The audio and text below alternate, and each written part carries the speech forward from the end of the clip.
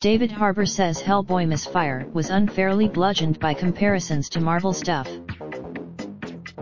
Lionsgate's reboot will go down as one of the biggest misfires of 2019 thanks to its abysmal reviews, 16% on from 192 reviews, and lackluster box office. It barely made over $20 million in the US opposite a $50 million production budget. Was not one to we did our best, but there's so many voices that go into these things and they're not always going to work out, Harbour said of the movie.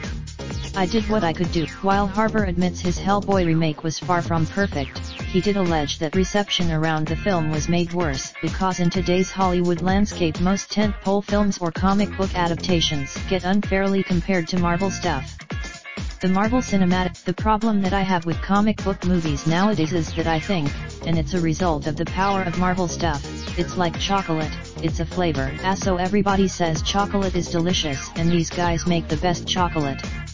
So as you judge them, Harbour continued, I think as a rental or as a movie that you see on an airplane, I think you'd be like, oh that was fun because it's a fun movie, and I think it was unfairly bludgeoned as a result of these comparisons. Oddly enough, Harbour chose to focus on people comparing Hellboy to the films and not the more common criticism that the movie failed to match the heights of Del Toro's much superior Hellboy movies. While he struck out Raindrop, drop top, smoking, no cooking the hot pot. Fucking on your bitch, yeah, that.